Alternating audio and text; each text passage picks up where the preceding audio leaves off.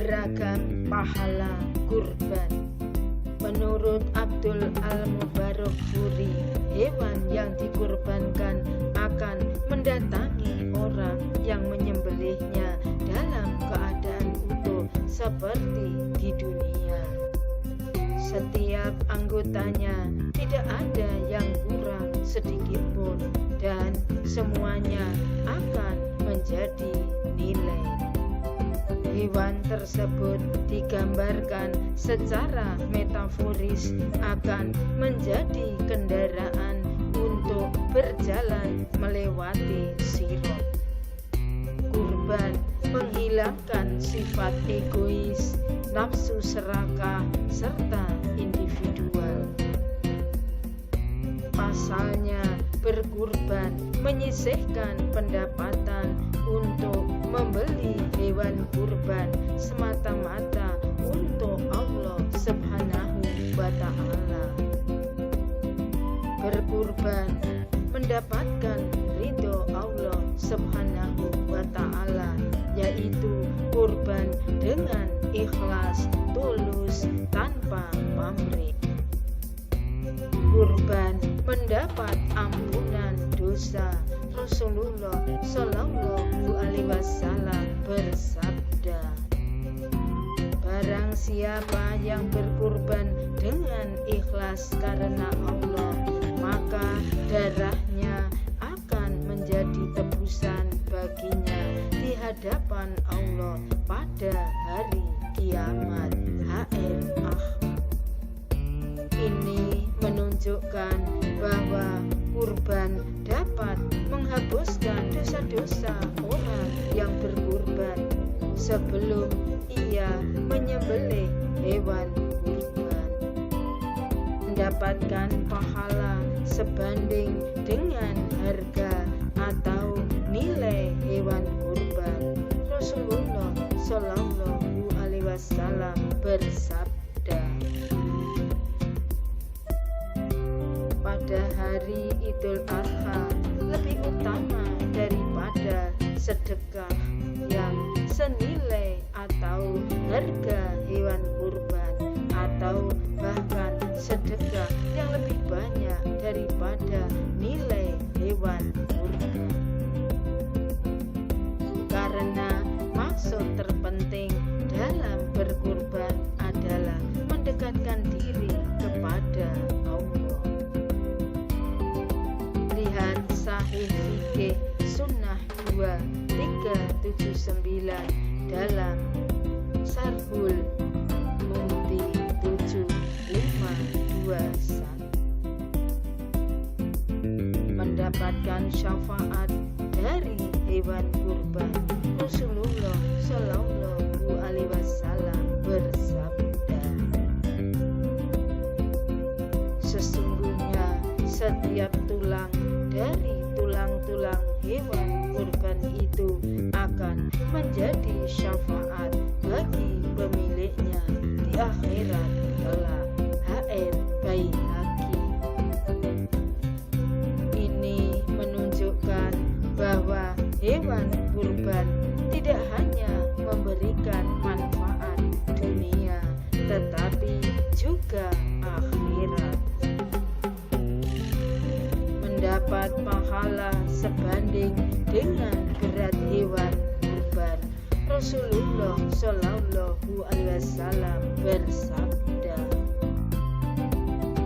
barang siapa yang berkurban dengan seekor unta, maka ia akan mendapatkan pahala sebanding dengan berat unta itu. Barang siapa yang berkurban dengan seekor sapi, maka ia akan mendapatkan pahala sebanding dengan berat sapi itu. Barang siapa yang berkurban dengan seekor kambing, maka ia akan mendapatkan pahala sebanding dengan berat kambing itu. HR Ahmad. Mendapat pahala sebanding dengan jumlah orang yang makan dari hewan kurban. Rasulullah Shallallahu Alaihi Wasallam bersabda, barang siapa yang menyembelih hewan kurban dan memberikannya kepada orang-orang miskin dan fakir, maka ia akan mendapatkan pahala sebanding dengan jumlah orang yang makan dari hewan kurban itu. H.R. Ahmad. Kurban mendapatkan keberkahan dan kebaikan dari Allah Subhanahu wa Ta'ala. Sesungguhnya Allah Subhanahu wa Ta'ala menetapkan keberkahan dan kebaikan bagi orang yang berkurban. H.R. Ahmad. Dengan kurban dihapus keburukannya. Aku memberi pahala kepadanya setiap bulu dari badan hewan kurbannya. 10 kebaikan dihapus 10 keburukan serta dinaikkan 10 derajat. Baginya setiap rambut menjadi gedung di surga. Seorang bidadari yang ayu dan kendaraan bersayap berkecepatan tinggi, ia kendaraan ahli surga.